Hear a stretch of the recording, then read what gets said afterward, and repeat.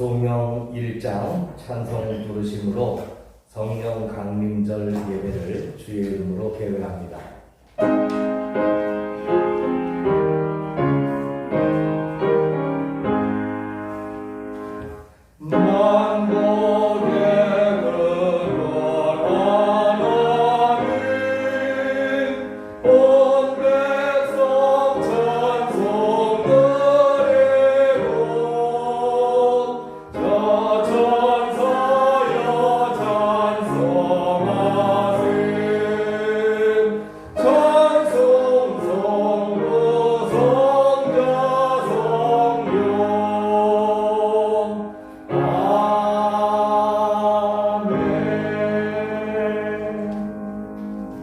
성시교독 교동문 136번입니다.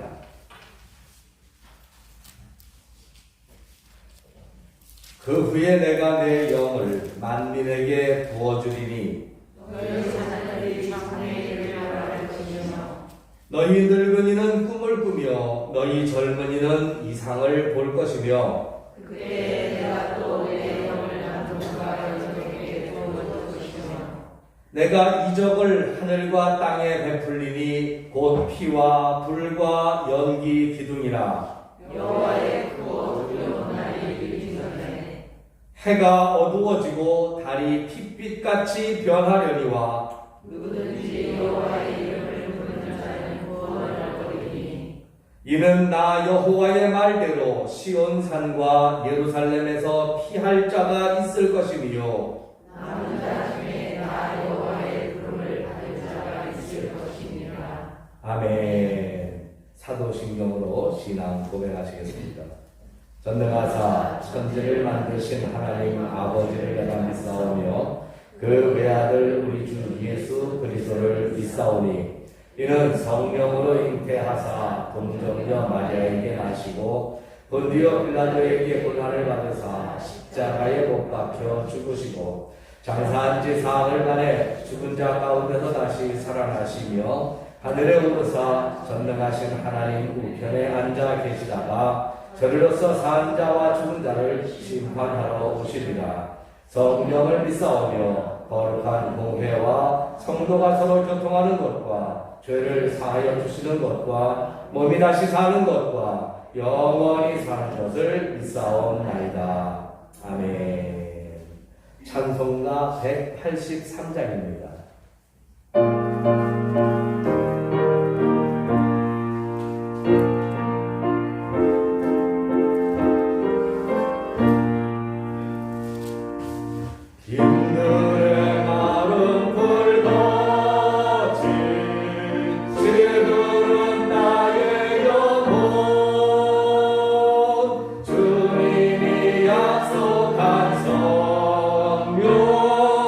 간절히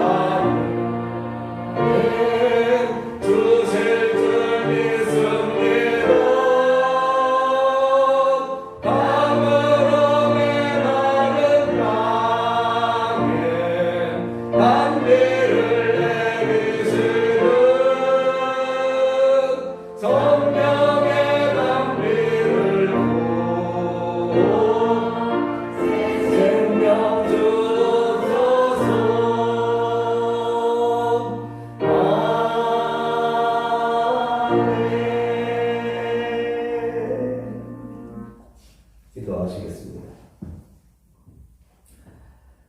거룩하시고 자비하신 아버지 하나님, 한 주간 동안 우리의 삶을 지켜주시고 인도하시며 동행하시었다가 오늘 거룩한 주일을 맞이하여 예배의 시간을 열어주시고 우리가 또 이렇게 주의 전에서 한자리에 모여 예배하게 하심을 감사드립니다.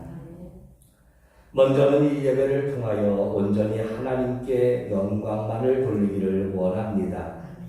우리가 세상에서 많은 아픔과 슬픔과 실패와 좌절을 겪었지만 그러나 그 모든 것을 다 회복하고 오히려 감사의 열매로 맺기까지 돌이킬 수 있는 것은 주의 은혜인 줄로 믿사오니 오늘 이 예배를 통하여 우리의 슬픔이 더 이상 슬픔이 되지 않게 하여 주시고 우리의 고통이 더 이상 고통과 아픔이 되지 않게 하여 주옵소서.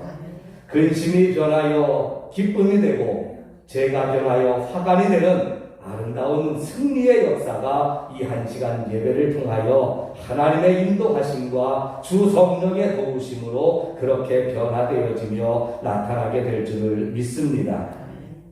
한나가 눈물로 기도하였으되 하나님의 응답을 구할 때에 그가 다시는 얼굴에 수색이 없었던 것처럼 우리가 근심 중에 여호와께 나아왔으나 하나님의 말씀과 예배 가운데에 수색이 사라지게 하여 주옵시고 주님이 주시는 기쁨과 감사로 돌아가게 하여 주옵소서. 아버지 하나님, 특별히 오늘은 성령 강림절입니다. 2000년 전 이 땅 오순절 마가의 다락방에 불같이 바람같이 내리셨던 그 놀라운 성령의 임재의 역사를 오늘 우리의 가슴 속에 다시 되새기게 하여 주옵시고 우리의 마음을 뜨겁게 하시는 살아계신 하나님, 주 예수 그리스도의 은혜의 말씀을 기억하면서 오직 성령으로 이 시대를 이기며 성령으로 이 시간과 싸우며 성령으로 하나님께 영광을 돌리는 믿음의 승리자로 거듭날 수 있도록 오늘 우리 모두에게 성령을 충만히 부어 주옵소서. 성령을 근심하지 않도록 우리가 조심하는 삶을 살게 하여 주옵시고 우리의 말과 행실 또는 보는 것과 듣는 것에 절제할 수 있기를 원합니다. 하나님 앞에 기도하는 것마다 믿음과 확신을 통하여 하나님이 주시는 위로의 성령을 받게 하여 주옵시고 우리 주님이 함께 하심을 알기에 근심하거나 두려워하지 않는 강하고 담대한 신앙으로 승리하며 나아갈 수 있도록 주여 지켜 주옵소서.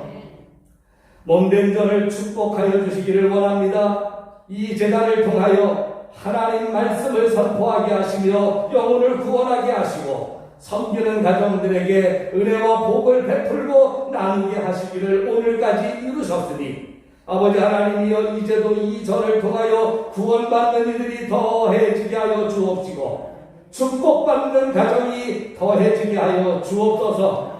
어떤 인생의 고통과 고난이라도 이전에 나와 기도하면 치유되게 하여 주옵시고 어떤 문제라도 이전에 나와 아버지께 부르짖을 때에 해결받는 은혜의 재단이 되게 하시기를 원합니다. 성도가 서로 사랑함이 타의 모범이 되는 교회가 되게 하여 주옵시고 하나님의 말씀의 진리를 널리 전하는 교회가 되게 하여 주셔서 우리에게 주신 사명대로 땅끝까지 복음을 전하는 곳에도 귀하게 쓰임받게 하여 주옵시며 이 지역을 변화시키며 영적인 리더가 되기에 부족함이 없는 은혜로운 교회가 되게 하여 주옵소서. 이 시간 이 예배를 통하여 하나님 은혜 받지 못하는 이가 없게 하여 주옵시고 모두가 삶의 문제에 해답을 얻게 하시며 그들이 궁금해하던 것들이 깨달아지게 하여 주옵시고 또한 그들의 마음이 주님의 어루만지는 손길로 위로받고 평안케 하여 주옵소서. 예배의 모든 것을 주께 의지하며 오직 예수님의 이름으로 기도드리옵나이다. 아멘.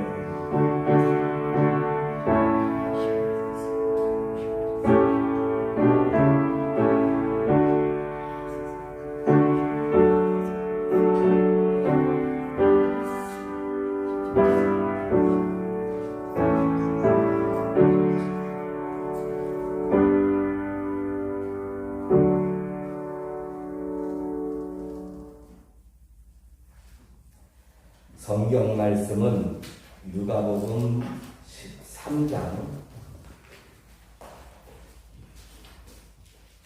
누가복음 11장입니다. 누가복음 11장 9절에서 13절까지의 말씀.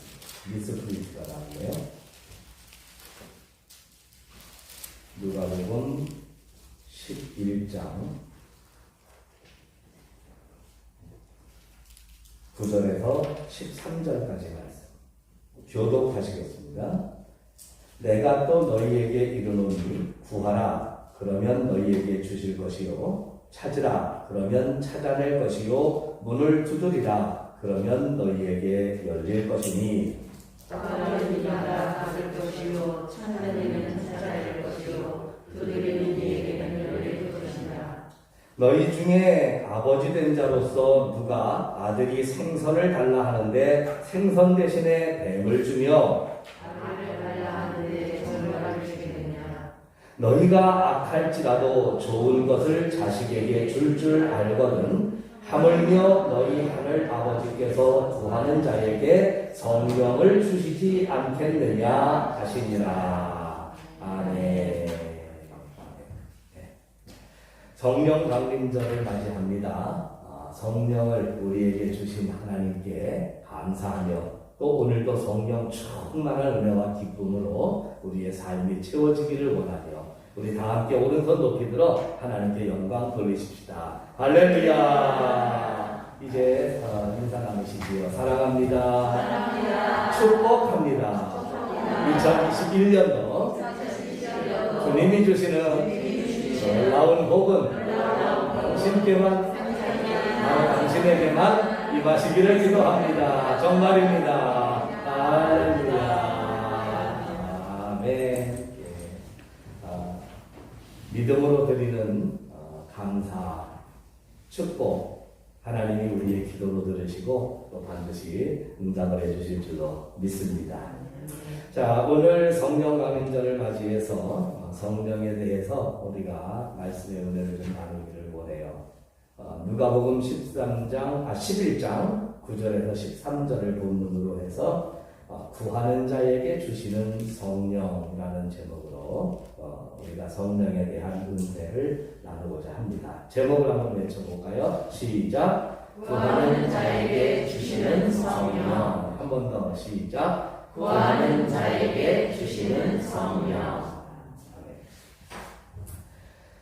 성령 강림절 하면 아마 거의 모든 분들의 뇌리 속에는 오순절 만화의 다락방 120명의 예수님의 제자들과 따르던 이들이 모여서 이제 전심으로 기도할 때에 갑자기 급하고 강한 바람 같은 소리가 들리며 동시에 하늘에서 불의 혀같이 갈라지는 것이 보이면서 그 자리에 있던 모든 사람이 다 성령을 받고 그 다음에 놀랍게도 16개국의 언어로 방언을 하며 그때부터 역동적인 제자로서의 사명을 감당할 뿐만 아니라 그 복음의 놀라운 역사가 일어나는 그 장면을 누구나 다 머릿속에 떠올리게 될 겁니다. 예전에 어떤 교회에서 성령 강림절을 맞이해서 이제 뭔가 좀 특별한 이벤트를 좀 마련을 했으면 좋겠다. 그래서 마련한 이벤트가 이제 이거였어요. 젊은 집사님 한 분이 높은 성전 꼭대기 대들보 위에 하얀 비둘기 2마리를 가지고 올라가서 숨어 있다가 밑에서 이제 목사님이 설교를 하시다가 여러분 성령이 비둘기같이 강림하십니다. 그러면은 위에서 비둘기를 촥 던져서 비둘기가 파닥 내려오면 온 성도들이 주야 하고 외치면서 성령 보내주심을 기뻐하는 그런 이벤트 퍼포먼스를 한번 해보자. 뭐 감동적이 될 것이다. 이런 생각을 해서 이제 짰답니다. 날다람쥐같이 잽싼 젊은 집사님을 이제 하얀 비둘기 2마리를 구해서 대들보 위에다가 숨겨놓고 목사님은 이제 상황을 바라면서 복음을 전합니다. 그러면서 이제 여러분 성령이 비둘기같이 강림하십니다 라고 외치는 걸 신호로 해서 비둘기가 내려가야 되는데 목사님이 그렇게 외쳤는데 비둘기가 내려오지 않는 거예요. 그래서 다시 한번 여러분 성령이 비둘기같이 강림하십니다 외쳤음에도 또 비둘기가 내려오지를 않는 거예요. 그래서 답답한 목사님이 김집사 성령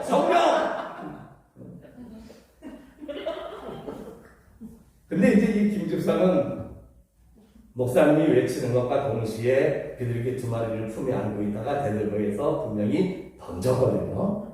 그러면 이 성령 비둘기께서 좀 하면서 쭉 내려와야 되는데 이 비둘기들이 붙들려 있다가 갑자기 탁 풀어주니까 푸드득 하더니 건너편 석가래로 넘어가서 거기에서 내려올 생각을 안 하는 거예요. 막대기로 쿡쿡 찔렀더니 구구구구 하고 피하면서 비둘기가 내려가지를 않다가 마침 3층 꼭대기에 열린 창문으로 2마리가 바깥으로 도망을 가버리고 말았어요. 밑에서는 김집사 성령 외치고 있는데 답답한 거죠. 그래서 그 집사님이 목사님한테 얘기했더니 목사님 성령이 날아갔어요. 작전은 실패했죠. 한동안 한 70년대 중반부터 80년대까지 한국교회의 성령은 그런 것이었습니다. 무언가 특별한 성령이 우리에게 임하시면 사람이 달라지고 무언가 좀 영적인 사람으로 변하거나 무언가 신들린 사람같이 뛰어난 능력이 나타나는, 그래서 그 사람들이 하는 말이나 이런 것들은 곧 하늘을 움직일 수 있는 권세와 힘이 있는 것처럼 여겨지면서 성령을 받는다라고 하는 것이 무언가 신비한 현상을 체험하거나 또는 남다르고 특색 있는 신앙의 행동을 보여주는 것이 성령을 받은 사람이며 성령이 임하시는 증거라고 생각하면서 넘어올 때가 많았어요.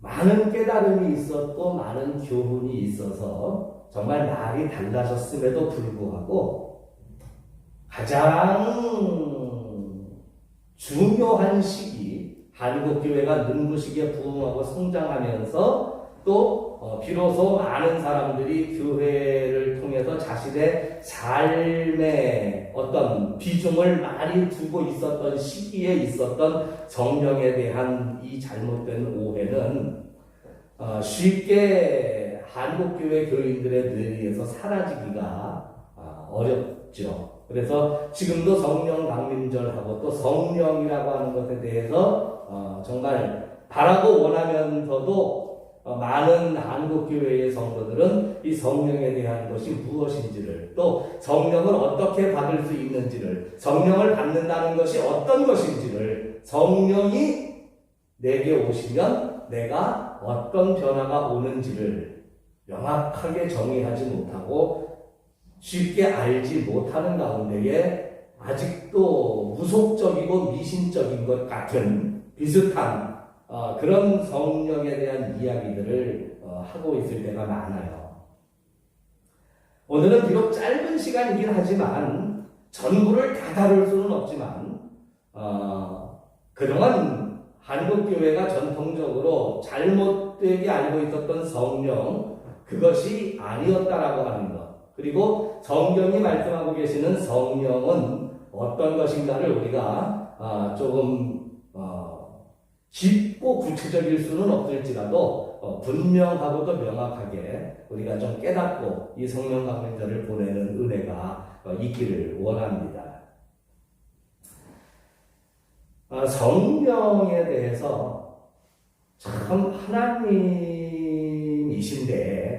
삼위 하나님 중에 한 분이시죠. 하나님이신데 이 성령 하나님을 우리가 한마디로 정의를 내린다라고 하는 것은 거의 불가능할 수 있지만, 성령 하나님을 우리가 쉽게 인식하기 위해서 한마디 단어로 정의를 내린다면 이렇게 얘기할 수 있어요. 눈에 보이지 않는 예수님이시다. 성령은 누구라고요? 눈에 보이지 않는 예수님. 예. 왜 눈에 보이지 않는 예수님이냐? 예수님은 육신을 입고 이 땅에 오셨죠. 육신을 입었다라고 하는, 즉 육신으로 이 땅에 오셨다라고 하는 것은 육신이 가지고 있는 한계를 고스란히 감당하실 수밖에 없다라고 하는 거예요. 예수님은 세상의 모든 죄를 지시고 십자가에서 돌아가시고 3일 만에 부활을 하셨지만 십자가에 돌아가실 때가 33세, 그죠? 33살에 예수님은 십자가에 돌아가셨어요. 죽음이라고 하는 것을 맛보셨다는 거예요. 물론 부활하셨지만 오늘은 부활에 대한 얘기가 아닙니다. 예수님이 만약에 십자가에서 돌아가시지 아니하시고 자연 수명을 다 누리셨다라고 해도 예수님의 수명이 100년을 넘기가 어려웠을 겁니다. 그죠? 예수님의 수명이 100년을 넘, 자연적으로 그냥 그 고난을 당하시고 십자가에서 돌아가시는 대속의 사망을 선택하지 않으셨더라도 그냥 자연적으로 자연 수명을 겪으셨어도 100년을 넘을 수가 없었을 거예요. 그때의 인간의 평균 수명이 100년은 뭐 어림도 없는 그런 평균 수명을 가지고 있었기 때문에요. 그만큼 예수님께서는 사람으로서의, 인간의 육신으로서의 한계를 고스란히 감수하시고 이 땅에 오셨습니다. 자, 그러면 예수님께서 육신의 한계를 고스란히 감수하고 오셨기에 육신으로서는 더 이상 이제 하나님의 자녀들과 함께 할 수 없게 되었으니 그걸로 예수님은 빠이빠이냐 이별이냐 아니죠. 그래서 예수님께서는 당신이 모든 것을 다 육신의 삶을 마치시는 것을 예견하시면서 요한복음 14장에 보면은 이런 말씀을 하셨어요. 요한복음 14장 16절 말씀부터 여러분 한번 찾아보시죠. 요한복음 14장 16절 말씀. 자, 그때부터 한번 읽습니다. 찾으셨죠? 예, 시작. 내가 아버지께 구하겠으니 그가 또 다른 보혜사를 너희에게 주사 영원토록 너희와 함께 있게 하리니 그는 진리의 영이라 세상은 능히 그를 받지 못하나니 이는 그를 보지도 못하고 알지도 못하리라. 그러나 너희는 그를 아나니 그는 너희와 함께 거하시며 또 너희 속에 계시겠음이라. 내가 너희를 고아와 같이 버려두지 아니하고 너희에게로 오리라. 조금 있으면 세상은 다시 나를 보지 못할 것이로되 너희는 나를 보리니 이는 내가 살아있고 너희도 살아있겠습니다. 그날에는 내가 아버지 안에 너희가 내 안에 내가 너희 안에 있는 것을 너희가 알리라. 자, 이 말씀을 가만히 보면 예수님은 보혜사 성령이 어떤 의미로 보면 당신 대신에 따로 오시는 다음 차례의 영으로 말씀하시는 것 같지만 결국은 누가 다시 온다는 얘기예요? 예수님이 다시 오신다는 얘기예요. 결국은 예수님이.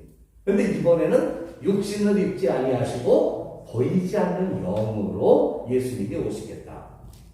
자, 17절에 보면 그는 진리의 영이라 세상은 능히 그를 받지 못하나니 하면서 이제 하면서 성령이 예수님과 관계없는 것처럼 얘기하면서도 18절에 딱 가면 내가 너희를 고아와 같이 버려두지 않으겠다. 그가 본 누구냐? 그가 나다. 예수님이라는 거예요. 그래서 성령을 우리가 받는다는 것은 성령과 함께 한다는 것은 무엇을 의미하느냐? 여러분, 예수님이 이 땅에 오셔서 예수님이 육신으로 활동하실 때 예수님의 제자들이 성경에 기록이 되죠. 예수님과 동행하면서 예수님과 함께 하면서 그들이 살아온 그 예수님과 함께한 시간들을 보면 어떤 생각이 들어요? 난 부럽던데. 여러분 안 부러워요? 아이 뭐 안 부러운데 그냥 부럽다고 말해야 될 것 같아서 부러워요 그러는 것 같은 느낌이 뭐 없지는 않지만 이 제자들이 예수님을 만나고 예수님과 함께 생활하는 동안에 제자들에게 부족한 게 있었나요? 부족한 것. 제자들이 할 수 없는 일이 있었나요? 없었던 거예요. 예수님과 함께 있을 때의 제자들은 그들의 삶에서 영적인 것이든 육적인 것이든 물질적인 것이든 능력이 필요한 것이든 어떤 것이든 간에 모든 것이 다 예수님과 함께 있는 순간 그들에게는 모든 것이 다 가능하고 모든 것을 다 이룰 수 있었고 어떤 것이든지 다 그들은 기쁨과 승리자의 자리에 있었지 실패와 낙오자의 자리에 있은 적이 없었다는 거죠. 성령이 함께 하시게 되면 우리 삶이 어떻게 되느냐? 마치 제자들이 예수님과 함께 생활하며 지냈던 것 같은 그런 것이 바로 성령이 임한 하나님의 자녀들의 삶의 모습이다라고 하는 것을 우리는 깨달아야 될 줄로 믿습니다. 예수님이 함께 계시면 여러분 어때요? 건강에 문제가 왔어요. 예수님이 함께 계시면 예수님께서 얼마든지 해결해 주실 수 있으시잖아요. 그죠? 한 번은 예수님의 제자들이 얼마 되지 않는 돈 때문에 망신당하고 곤경을 당한 적이 있었어요. 예루살렘 성전을 지나들 때에는 성전세라고 하는 것, 입장료라고 하는 것을 내야 되는데 이 제자들에게 마침 돈이 없었던 모양이에요. 그랬더니 문지기들이 제자들에게 시비를 걸면서 성전세를 내라. 왜 성전세를 안 내냐? 근데 성전세라고 하는 것은 랍비들은 안 냈어요. 그런데 예수님은 안 내셔도 되는데 이 예수님의 제자들은 랍비가 아니니까 성전세를 내야 된다. 이것 때문에 시비가 붙었어요. 뭐 돈이 있으면 그냥 당당하게 딱 여기 있어 하고 던져주고 가면 되는데 공교롭게도 그때 마침 예수님의 제자들에게는 돈이 한 푼도 없이 떡 떨어진 상태였었다는 거죠. 그때 그 일을 예수님이 아시고 이렇게 말씀하십니다. 호수에 가서 낚시로 고기를 잡아서 그 입을 열면 금돈이 하나 나올 것인데 그것으로 성전세를 다 주어라. 그래서 제자들이 물고기를 잡아가지고서 입을 여니까 아니 웬일로 물고기 입 속에 금돈이 들어있어서 예수님의 제자들과 예수님의 몸까지 성전세를 다 내고도 오히려 나눔이 있었다. 어떤 신기한 역사를 이야기하려고 하는 게 아니라 우리들의 삶 속에 지극히 개인적인 물질적인 문제까지라도 주님이 함께 하시면 해결될 수 있다라고 하는 것을 말씀하고 있는 거예요. 그 범위를 제한해 주고 계시는 거죠. 얼마나 감사한 일이에요. 우리는 개인적인 가계 부채의 문제나 물질적인 문제는 면구스러워서라도 하나님 앞에 기도할 제목이 아니라고 생각할 때가 많이 있습니다. 여러분 만약에 여러분의 자녀들이 자신의 개인적인 문제라고 여겨서 자신이 정말 고통받고 가슴 아파하는 아픔이 있음에도 불구하고 부모에게 이건 부모와 상관없는 내 개인적인 문제야 라고 하며 말을 꺼내지 않는다면 부모의 입장에서 그 자녀의 행동이 옳다고 여겨져요? 바람직하다고 생각됩니까? 그렇지 않죠. 그럼요. 지극히 개인적인 일이라고 할지라도 자신이 고통스럽고 힘들 때에는 부모에게 입을 열어서 고하고 그것에 대하여 도움을 요청할 수 있다라고 한다면 그것이 부모와 자식의 관계고 그것이 진정한 가족의 관계이지. 하나님은 우리의 아버지가 되시기 때문에 그래서 예수님께서 기도에 대한 것을 말씀하실 때에 무엇이든지 원하는 대로 구하라. 기도에 대한 것은 하나님을 우리 아버지로 믿고 또 하나님의 자녀가 된 것으로 우리가 확신하고 그렇게 나아간다고 하면 기도에 대한 것은 어느 것이든지 제한이 없어요. 자, 그런데 성령을 받는다라고 하는 것이 다름이 아니라 바로 이렇게 예수님의 제자들이 예수님과 함께 행동하고 움직이는 것과 똑같은 역사, 비록 지금은 성령이 되셔서 우리 눈에 보이지 아니하고 우리가 느낄 수 없는 하나님의 임재이시긴 하지만, 그러나 제자들이 예수님과 함께 있을 때에 부족함이 없는 것처럼 우리가 성령이 내 삶에 함께 하실 때에는 그와 같은 일들이 똑같은 은혜 속에 일어날 수 있다라고 하는 것을 성경은 우리들에게 말씀해주고 있다는 거예요. 우리 기독교의 시기를 크게 세 시대로 나눕니다. 예수님이 오시기 이전 성부, 하나님의 성부 시대라고 하죠. 그 다음에 예수님이 오신 33년 동안을 성자의 시대라고 얘기를 해요. 그리고 예수님이 부활하시고 승천하신 이후에 오늘날까지의 시대를 이제 우리는 교회의 시대 또는 성령의 시대라고 이야기를 합니다. 예수님이 육신을 입고 오신 그 시기 이외에는 성부 시대나 성령 시대나 하나님은 보이지 않는 하나님으로 이 땅에 함께 하셨어요. 그러면 성부 시대와 성령 시대에는 무엇이 다르냐? 이제 하나님이 보이지 않게 우리의 삶 속에 함께 하신다라고 하는 것으로 본다면 성부 시대와 성령 시대는 크게 다를 것이 없게 여겨지지만 거의 모든 것이 비슷해도 딱 한 가지 큰 차이가 있어요.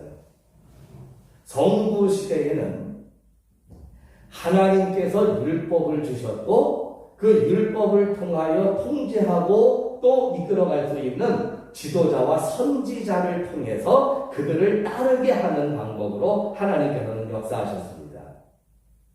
즉 각 사람 모든 사람에게 대하여 하나님께서 일일이 역사하시거나 간섭하신 것이 아니라 하나님이 주신 법대로 준행하고 지키시는 제사장 또는 선지자들을 중심에 세우시고 그 선지자들을 통하여서 하나님 앞에 나아올 수 있는 길을 열어주시고, 제사를 드릴 때에도 구약시대에는요 일반 백성이 자신의 재물을 가지고 하나님 앞에 직접 제사 드린 게 아니라 자신의 재물을 또 자신의 제사의 취지와 의도를 누구에게 맡겨요? 제사장에게 맡겨요. 그럼 제사장이 그것을 받아가지고 가서 대신 제사를 올리고 대신 응답받고 그 받은 응답을 가지고 온 백성에게 알려주고 선포하는 것으로, 이것이 성부 시대에 하나님을 섬기는 예법이었습니다. 이것이 제사의 시대예요.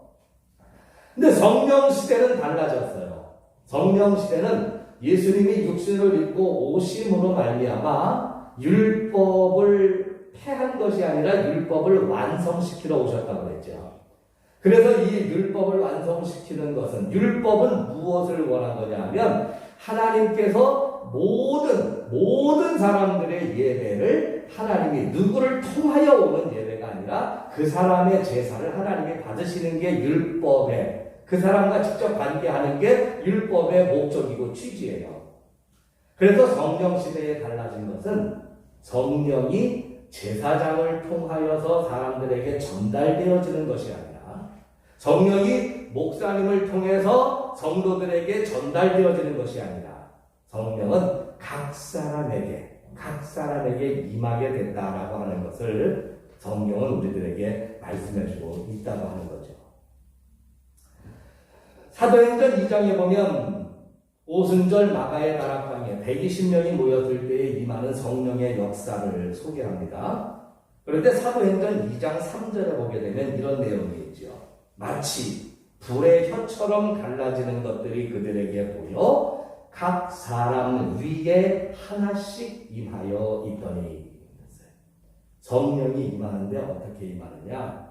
어느 특정한 중심적인 인물에게 임해서 그들에게 전달되는 과정이 아니라 성령이 각 사람에게 임하여 있었다. 각 사람에게. 고린도전서 12장 7절 말씀도 보게 되면 각 사람에게 성령을 나타내심은 유익하게 하려 합니다. 성령은 누군가를 통해서 전달받는 것이 아니라 성령은 하나님이 나에게 직접 임하시고 내게 주시는 것이다 라고 하는 것. 성경은 그것을 우리들에게 말씀해주고 있습니다. 그러니 여러분 생각해보세요. 이제부터 누군가가 내 집회에 와서 내 설교를 듣고 그 다음에 내가 하라는 대로 하면 성령을 받을 수 있다. 여러분 성령 받기 위해서 이리로 오세요. 맞아요? 틀려요? 네? 맞아요? 틀려요. 틀려요. 누가 성령을 줄 수 있는 게 김집사가 성령을 줘요? 창문으로 날아가 버리죠. 한국교회를 보면 그동안에 큰 능력 있어 보이는 어떤 사람, 실력해 보이는 어떤 사람 끌어모아서 내가 시키는 대로 하면 방언을 받을 수 있어. 내가 시키는 대로 하면 성령 충만할 수 있어. 내가 하라는 대로만 하면 성령 받을 수 있어. 하나님은 사람을 통해서 성령을 주시지 않아요. 여러분에게 직접 다가가시고 직접 함께 하시고 직접 역사하시는 줄을 믿으시기를 바랍니다. 예수님께서 제자들을 통해서 둘씩 짝지워서 복음을 전하게 하신 때가 있었어요. 두 사람씩 짝을 지어서 복음을 전할 때에 성령의 역사가 일어났고 놀라운 기쁨이 나타나게 됩니다. 그런데 예수님께서 둘씩 짝지어서 복음을 전하게 보내실 때에 어디로 보내셨냐 하면 각동각처 당신이 직접 가시려고 하는 마을, 그곳을 제자들을 먼저 앞서서 예비하도록 보내셨어요. 이 얘기는 뭐냐면 제자들이 갔다 왔으니까 예수님은 거기 갔다 왔어 그래 난 안 가도 되겠네가 아니라 제자들이 복음을 전한 그곳을 예수님이 반드시 다시 가셔서 그들을 직접 만나시고 그들과 대화하시고 그들에게 하나님의 은혜를 말씀해 주셨다는 것을 전제하는 겁니다. 그러니까 우리가 성령에 대하여 이야기하고 또 구원에 대하여 이야기하고 복음을 전하는 것은 우리가 예비하는 자로서 예수님이 오실 것을 믿고 예수님이 함께 하실 것을 의지하면서 우리는 그렇게는 할 수 있지만 우리가 줄 수 있는 건 아니에요. 우리가 줄 수 있는 건 아니에요. 우리가 그곳에 길을 예비하면 그 영혼의 그 심령의 털을 닦으면 예수님이 그에게 찾아오셔서 그가 변화가 되기도 하고 깨닫기도 하고 그가 은혜를 받기도 하는 그런 어떤 예수님과의 뭐라 그럴까요? 연결되어져 있는 순서적인 은혜가 그것이 교회의 사명이고 그것이 복음의 일꾼의 사명이 그렇게 돼야 될 줄로 믿습니다. 그래서 성부 시대와 다른 성령의 시대는 성령은 각 사람에게 임하시는 것이 달라졌어요. 각 사람에게. 성부 시대에는 제사장이 하라는 대로 제사장이 시키는 대로 그래서 만약에 제사장이 문제가 되면 그 제사장 밑에 있는 모든 백성은 제사장 때문에 큰 고생을 당하기도 하고 어려움을 당하기도 하고 여러분 구약시대에 보면 그냥 나라가 전쟁과 전쟁이 끊이지 아니하고 백성들이 가뭄과 고통에 시달리는 장면이 많이 나오죠. 그 왜 전쟁이 끊이지를 않느냐? 제사장의 역할을 감당하는 그 왕이 하나님을 믿지 않고 우상을 섬기면서 또 제사장들이 하나님을 신실하게 섬기지를 아니하고 자기 사리사욕을 채우면서 하나님의 백성에게 진노를 하시는 거예요. 잘못은 누가 했어요? 제사장이 한 거예요. 왕이 한 거예요. 그런데 고생은 누가 했어요? 백성들이 싸잡아서 다 고생을 했어요. 이게 성부 시대예요. 그러나 성령의 시대는 각 사람에게 임하시는 성령의 역사가 있기 때문에 여러분의 신앙은 누구의 책임이다? 여러분들의 신앙은 누구의 책임이다? 여기서 또 목사님 책임이라는 얘기가 나오는 것 같아. 아니 뭐 제사장 같이 섬겨주려면 그렇게 하든지. 네.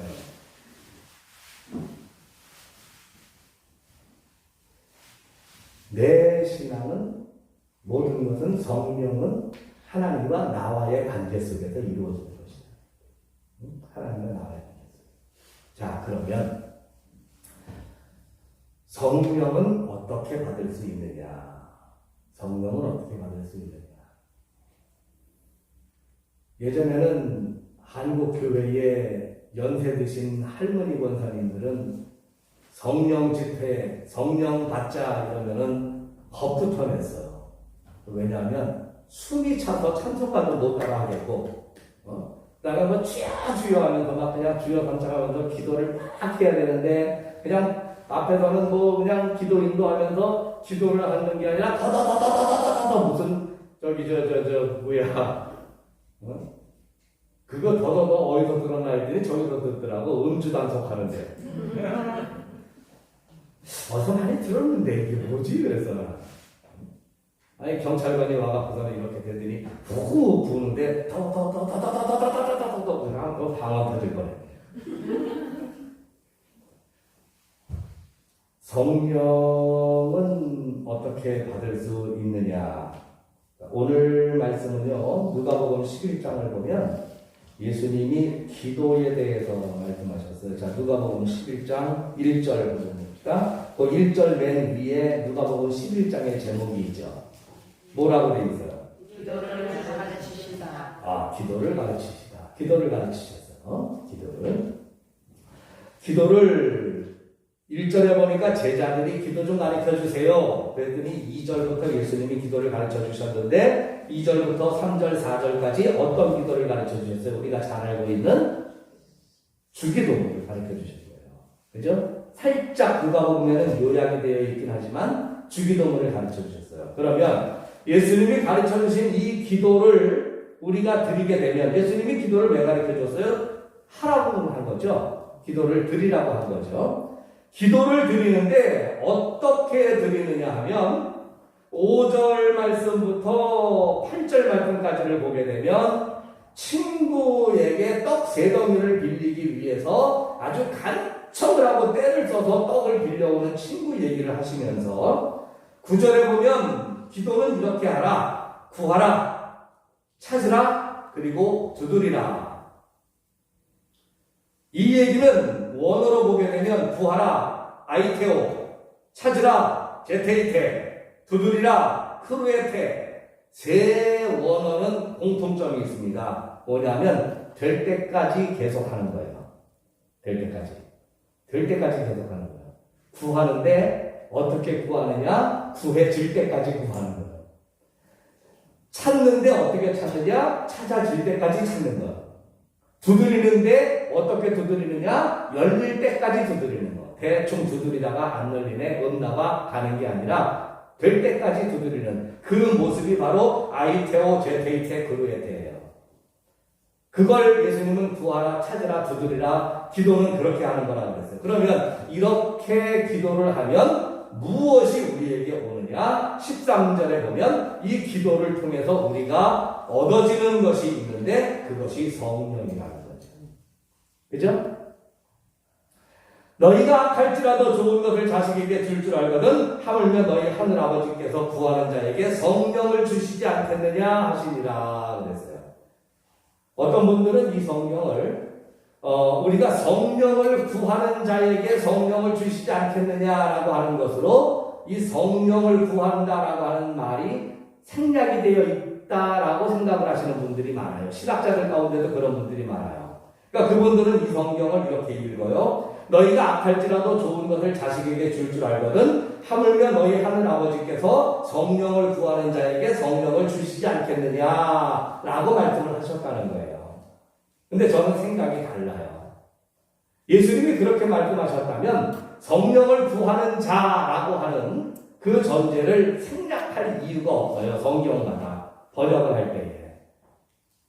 예수님이 구하는 자라고 하는 것은 무엇을 구하는 자냐? 첫째는 예수님이 말씀하신 것 같은 주기도문을 구하는 자를 말하는 거예요.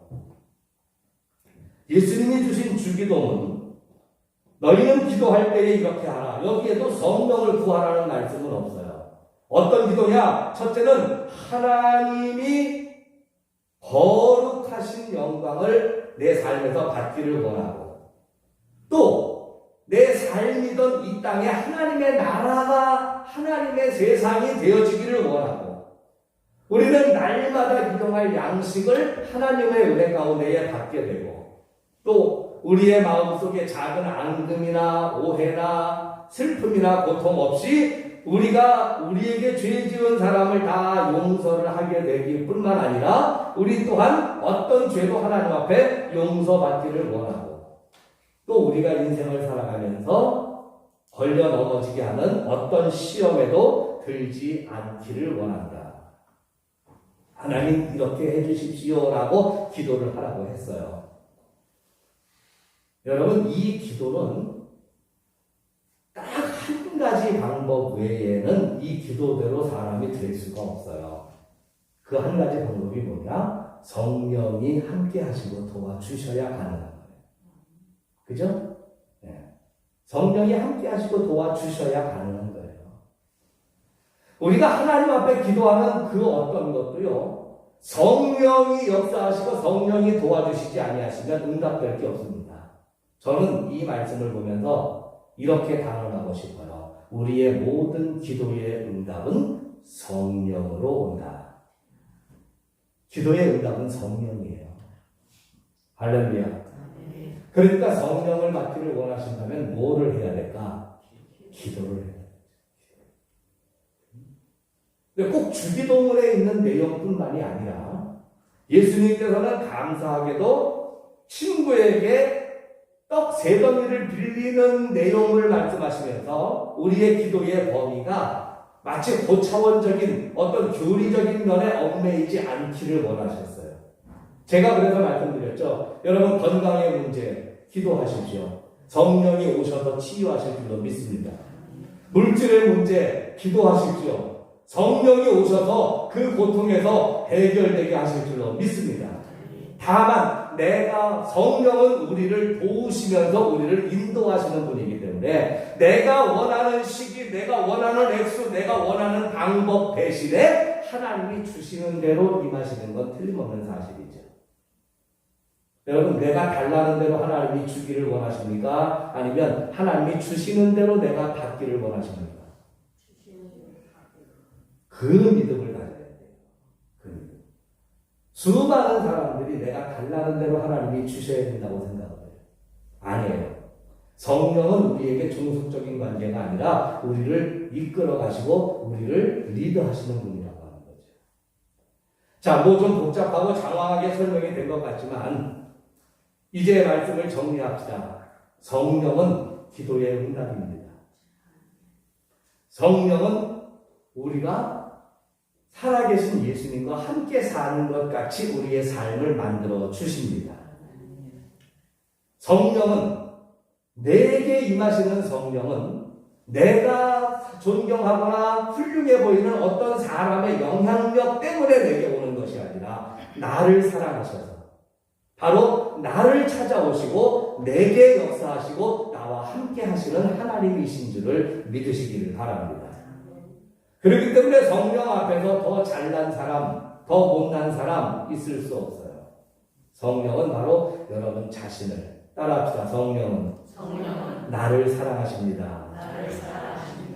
그 나가 누구요? 응? 그 나가 나지. 그 나가 나요. 성령은 바로 나를 사랑하십니다. 여러분을 사랑하셔요. 성령과 여러분의 관계 속에 개입되고 끼어들 수 있는 능력 있는 사람 아무도 없어요. 성령은 오늘 여러분 위에, 각 사람 위에 임하여 계신 줄로 믿습니다. 기도하십시오. 성령 강림절을 맞이하여 오늘 우리를 이렇게 사랑하시는 하나님의 은혜를 생각하게 하시니 감사합니다. 지난주에 이어 기도에 대한 성령의 응답까지 오늘 우리가 기도하는 은혜를 깨닫습니다. 이제는 이것이 귀에서 머무르는 것이 아니라 주여 우리의 손과 발로 이어지게 하여 주옵소서. 입술을 열어 부르짖어 기도하는 자가 되게 하여 주옵시고 하나님이 주시는 성령 오직 내 기도에 대하여 나만을 사랑하여 내게 응답하시는 성령의 도우심과 인도하심을 우리가 또한 받고 누리며 체험하여 감사하게 하여 주옵소서. 예수님의 이름으로 기도드리옵나이다. 아멘. 봉헌 찬송 부르시면서 예물 봉헌합니다.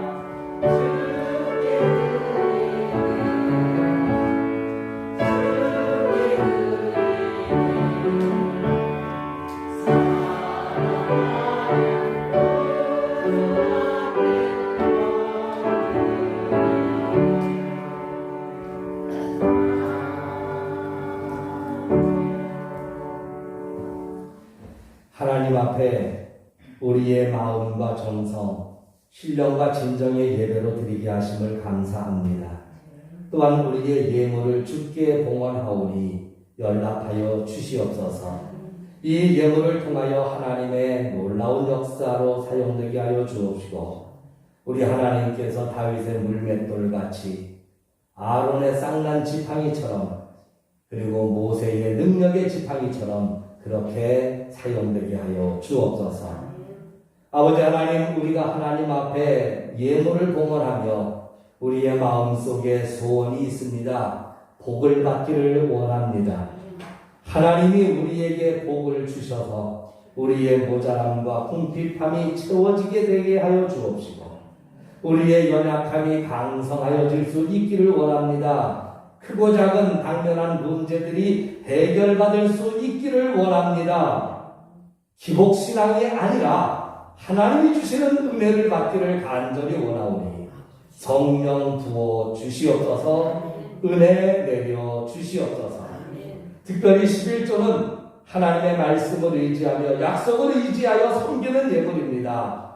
말씀을 중히 여기며 말씀대로 준행하여 지키고 드리는 믿음 위에 하나님 약속하신 은혜대로 반드시 복을 내려 주옵시고, 그들의 사업과 물산이 번성하게 하시며 그들의 곳간이 쌓을 것이 없도록 부어지는 놀라운 은총을 드러내며 간증할 수 있도록 축복해 주시옵소서.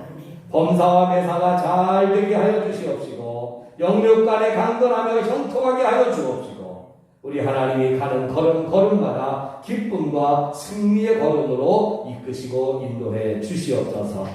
감사를 깨닫는 믿음이 아름답고 귀하여 하나님께 축복을 빕니다. 감사하는 이들의 삶이 많은 감사로 채워지게 하여 주옵시고, 감사할 수밖에 없는 일들이 생겨나게 하시며 감사할 수밖에 없는 결과로 다 이어지게 축복해 주시옵소서. 하나님의 전을 위하여 섬기는 손길들이 있습니다. 주여 천군과 천사를 보내어 주셔서 그들의 가정과 사업과 직장과 일터 자녀들의 삶을 축복해 주시옵시고, 하나님의 인도하심과 보호하심을 대대손손 기리며 영광 돌리도록 그 하나님의 은혜를 기뻐하며 누리게 하여 주옵소서. 모든 말씀 축복하며 예수님 이름으로 기도합니다. 아멘.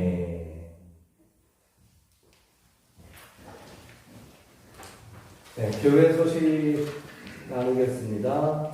오늘 성령 강림절입니다. 오직 성령의 충만함을 받으시기를 진심으로 기도합니다.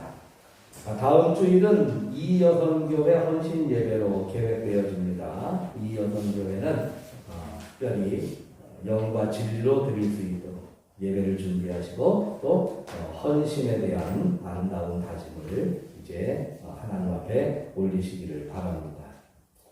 5월달까지 팜스 광고 이어집니다. 필리핀 어린이 교육 지원을 위한 선교의 사명을 우리 교회를 통하여 이루어가고 있는데, 이 팜스에 여러분들이 많이 동참해 주셔서 올해에도 변함없이 우리가 어린이들을 후원할 수 있도록 도움을 주시고 합의해 주시기를 바랍니다.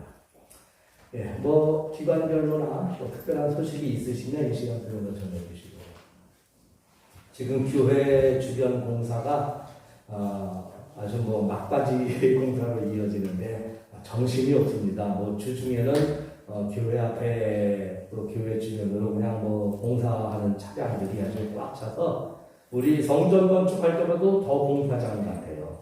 교회 주변이. 뭐 말로는 6월 달쯤이면 모든 공사가 깨끗하게 다 마무리되게 되고, 그 다음에 아파트 공사도 7월 달까지 마무리를 짓게 되면 8월부터는 이제 동부센트레빌이 입주를 시작하게 될 것 같다. 예정은 그렇게 듣고 있는데, 아파트 입주하면 또 우리 교회에서도 또 나름대로의 어떤 변화가 임하게 되고, 또 지역을 위해서 더 크게 쓰임받을 수 있는 기회가 열릴 줄로 압니다. 좋은 아이디어가 있으시면 말씀해 주시고요. 또 여러분들이 이 문제를 놓고 구체적으로 좀 기도해 주셔서 이제 교회가 먼저 영적으로 준비되어지고 또 이제 지역을 위해서 교회의 사명을 감당할 수 있도록 되기까지 필요한 것들을 하나님 지혜를 주시고 능력을 주옵소서, 성령을 주옵소서 기도하셔서 우리가 함께 영적으로 준비하는 그 시기를 좀 시작을 해주시기를 원합니다. 다른 특별한 광고 없으시면 우리 결단의 찬송과 축도로 오늘 예배를 마치도록 하겠습니다.